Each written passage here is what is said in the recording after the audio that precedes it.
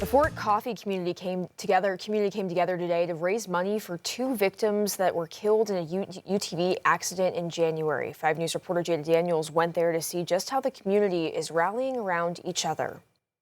For Devin Montgomery, the loss of Sean Steele and Clayton is personal. She says they were like family, spending many days at her home, hanging out with her son, and becoming a part of her life. She says she's grateful to their parents for sharing them with her. For letting us have a part in their boys' lives, because without them, we wouldn't have had the boys, and they're two awesome families, and their grief is shared with all of us. That shared grief turned into action as friends and family raised money, showing up in big numbers. We had a pretty good turnout. I'd say we probably had close to about 300 to 400 people out here. A fish fry, mechanical bull riding, a silent auction, and a rifle giveaway, all working towards one goal: to help ease that burden. My goal was to make about $10,000. I don't know where we at now. I got a feeling we kind of close to about 7 or 8. I don't know, all the money hadn't been added up yet. So my goal was to make about $10,000 today. Montgomery says while this loss ripples through this small town, it didn't stay quiet. People showed up, gave, and stood together for two families that needed most. Our little community doesn't get much credit for the people that's out here.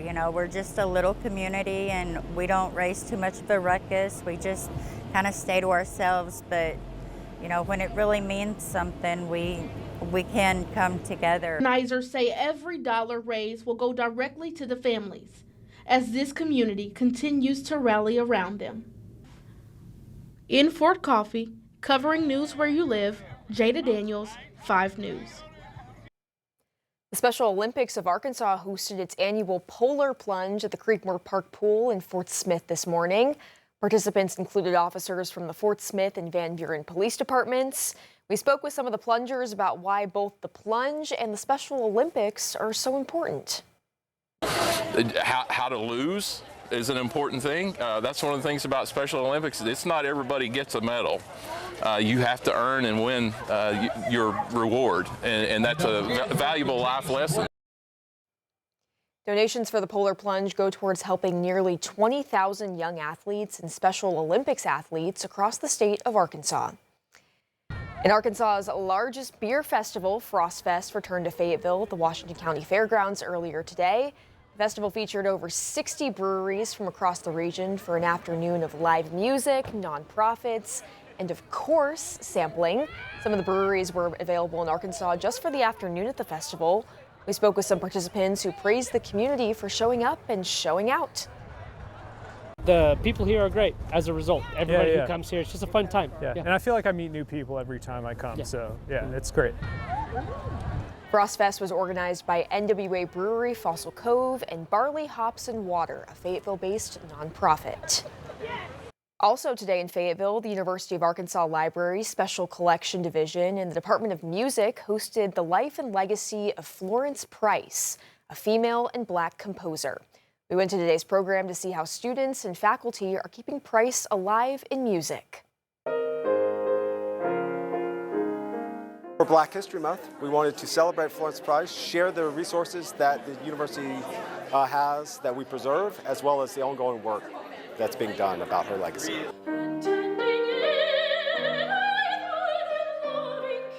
An amazing Arkansan, an amazing woman, an amazing composer who's from Little Rock, born in 1887 and had a remarkable career. The first African-American woman to have a major symphony performed by a symphony of the U.S. As an Arkansan, I think we'd be particularly proud of her. She tapped into her Southern roots, the Southern culture, her spirituality here. It's beautiful, it's lyrical. It draws on 19th century romanticism, but also 20th century tonalities.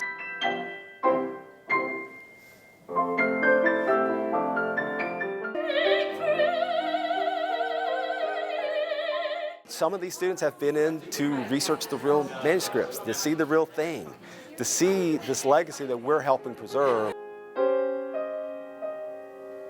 She died an untimely death in 1953. After leaving an amazing legacy of music that was both published and unpublished. But she had to work for that story, and now students have Florence Price be part of theirs.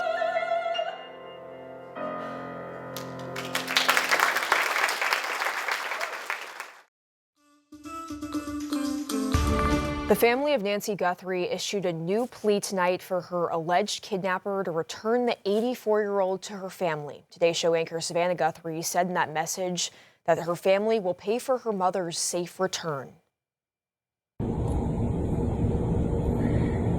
We received your message and we understand. We beg you now to return our mother to us so that we can celebrate with her. This is the only way we will have peace. This is very valuable to us, and we will pay. The new video comes days after the siblings posted their first video with an emotional plea for Nancy Guthrie's safe return. Police say she was taken from her home near Tucson, Arizona a week ago. Her family and authorities say Guthrie is in frail health and depends on her medication to keep her alive. Authorities are offering a $50,000 reward for any tips that will lead to Guthrie's safe return. A majority of Americans want the U.S. Supreme Court to rule against President Donald Trump on his sweeping tariffs. That's according to a new Marquette Law School poll. More than 6 in 10 adults surveyed last month say the court should uphold a lower court decision limiting the president's authority to impose tariffs. 56% say tariffs will hurt the economy, while just 30% believe they will help. Still, more than half of those surveyed think the justices are reluctant to rule against Trump. The Supreme Court has often allowed Trump's policies to move forward while cases are litigated. The family of 5-year-old Liam Ramos will have more time to make their case for asylum. A family attorney says a federal judge granted a continuance during a hearing on Friday. Earlier this week, the Department of Homeland Security filed a motion seeking to end asylum claims for the family. The family's attorneys have asked the court for more time to respond to that motion. The DHS Assistant Secretary says the family is not slated for expedited removal, and the motion is standard procedure. And over 2 years after nearly 200 bodies were found improperly stored in a southern Colorado funeral home, co-owner John Halford was sentenced to 40 years in state prison. In December, a judge accepted plea deals from both John and co-owner Carrie Halford on their state charges. John Halford could have received up to 50 years in prison. Christina Page, who says her son was among the people whose remains were found in the Return to Nature funeral home in 2023, says while she's okay with the sentence, she wanted to see more. We still have almost 1,200 victims who have to somehow come to terms that all of the suffering and all of the pain that we've gone through is worth 12 and a half days of peace.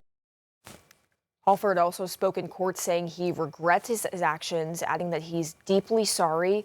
Page responded that his apology is the first time he acknowledged his harm and that it was meaningful.